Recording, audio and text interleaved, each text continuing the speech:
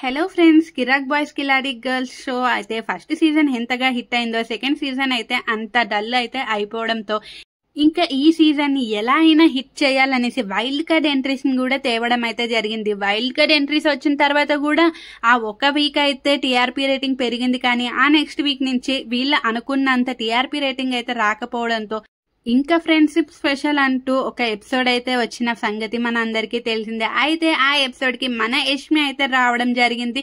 అయితే ఇటీవల నిఖిల్ యష్మిల గురించి ఒక వార్త వైరల్ అయిన విషయం మన అందరికీ తెలిసిందే.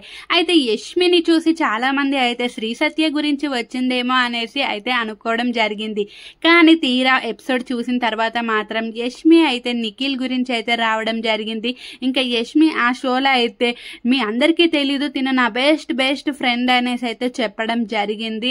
ఇదంతా చెప్పడానికి గల కారణం ఒకటే, ఎందుకంటే యష్మి నిఖిల్ తమ వైపు నుంచి ఎన్నిసార్లు మా మధ్య ఏం లేదు, మేము జస్ట్ ఫ్రెండ్స్ అనేసి ఎంత చెప్పినా సరే వినట్లేదు, కనుక ఇలా షో ద్వారా అయినా చెప్పాలని యష్మి అయితే డిసైడ్ అయ్యి ఇంకా ఈ షోకి అయితే శ్రీ సత్య గురించి కాకుండా నిఖిల్ గురించి అయితే రావడం జరిగింది.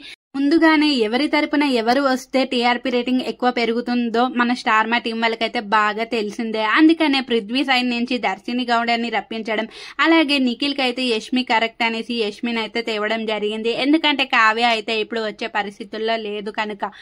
ఇంకా ఆ ఎపిసోడ్ లో యష్మి అయితే నిఖిల్ కి ఒక సర్ప్రైజ్ గిఫ్ట్ ఇవ్వడం కూడా మీ అందరూ చూసే ఉంటారు.